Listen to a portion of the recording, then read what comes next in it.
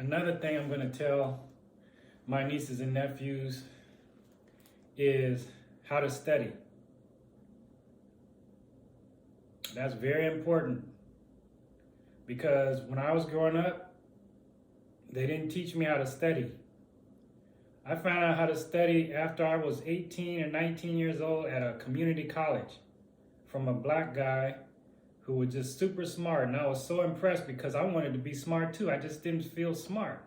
I felt like I didn't know anything. So I enrolled in Pasadena City College, and I always had the desire to hang around with the smart students. I didn't know any, but that desire seemed like it pulled those students towards me, and I met that one student among others. But that one particular student, I asked him for help, and he helped me. And what he told me is, look, the way you're studying, you won't be able to do anything in life.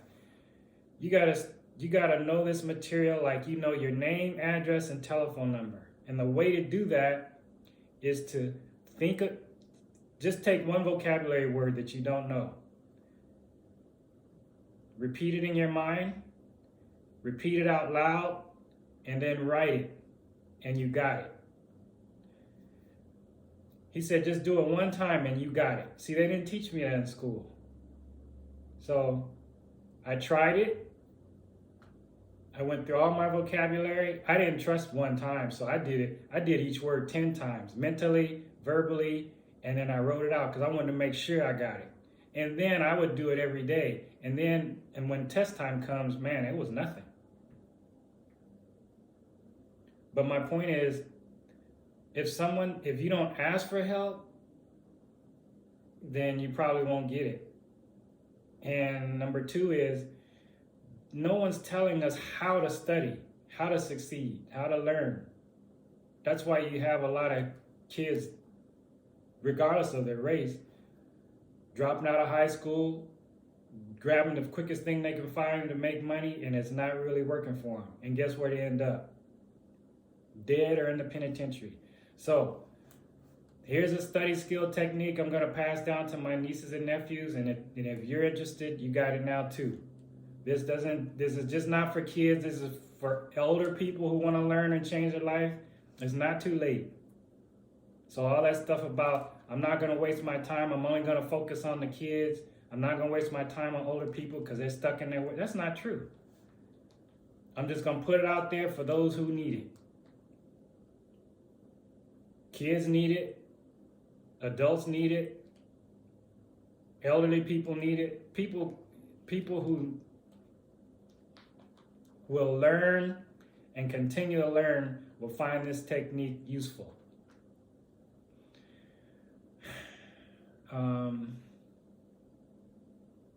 Another thing that's important in school for kids is to raise your hand and participate.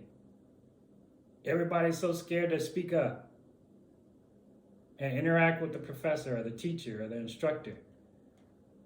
Raise your hand and participate. Raise your hand and ask questions, and watch your grades go higher and higher and higher in your classes.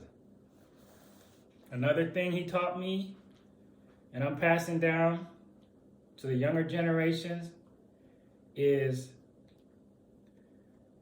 talk to your professor after class. Talk to your teacher or instructor after class.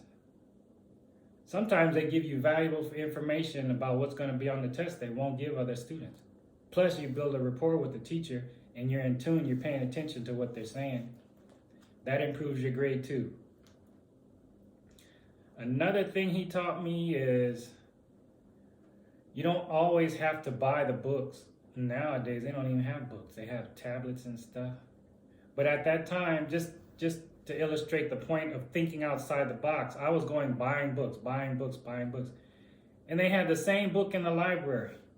All I had to do was go check out the book for free, take my notes. And I didn't even have to pay all that money for books. Now they don't have books. My point is, think outside the box. We tend to focus and have a narrow mind, and that's all we think. There's one train of thought, but there's many different ways of doing things. You just have to think outside the box. Um, Another thing that guy taught me that was valuable in my life, it changed my mentality, was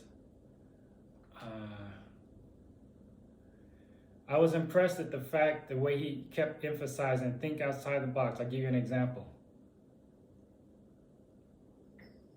In school, they have a restriction where you can only take 18 units. Well, that's what it was at the time. He said, no, I need to take 30 units, but they wouldn't let him. So what he did was he took 15 units at Pasadena City College at night. I think he went Monday, Wednesday, Friday. And then he took another 15 units at Glendale Community College on Tuesdays and Thursdays. That gave him his 30 units split between 2 different schools for the fall semester. He showed me his report card,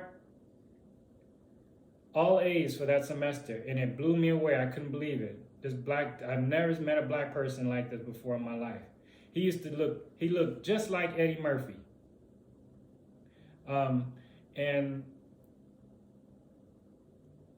so he had taken 30 units, got all A's, and I told him to show me how to do that, and that's when he taught me how to study.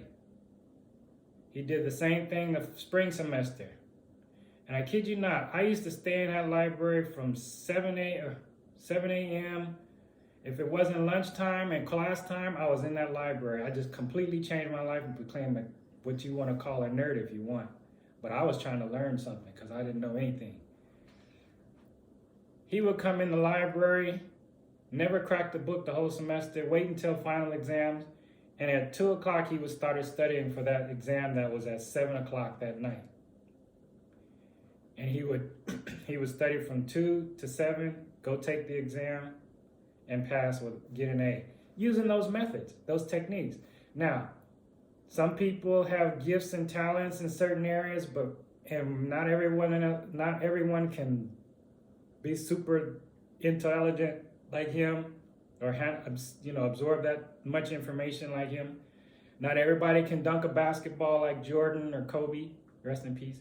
Not everybody can be a professional athlete. Not everybody can rap. Not everybody can be a lawyer. Not everybody can be a doctor. But the key is to find your gift, your talent, and don't waste it. There's too many people wasting their gifts and talents, especially the youth, because they just don't know. It's in there. It's in all of us. It just hasn't been cultivated. That's the problem. So you got all these guys sitting in the penitentiary with all these gifts and talents that haven't been cultivated. They don't even know they have them. They're sitting on millions of dollars in the penitentiary, making chump change. No freedom, no respect from society pretty much. And they're sitting on talent and gifts. So my point is, even if you do nothing but use this study method of memorizing by just speaking out loud, saying it out loud, and writing it, you can change your life. Whether you want to learn a foreign language, whether you want to learn how to be a videographer, whether you want to learn how to be a production engineer, whether you got to find an interest, something that interests you, so that you can put in that time and learn about it and then change your life.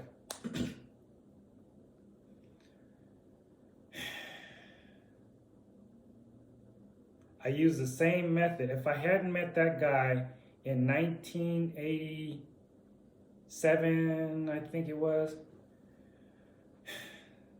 I wouldn't have been able to learn Chinese in 2003. Because I wouldn't have had those techniques that he taught me that no one taught me in school. So another thing I wanted to talk about is when I learned Chinese, the attitude of the country was, this is America, speak English. Whereas I come along as a minority, I don't really think like that. What I did was, with the help of God and prayer, is I took it and learned and thought to think to myself, there's an opportunity to learn Chinese from the Chinese people. And it helped. They helped me, and in turn, I helped them.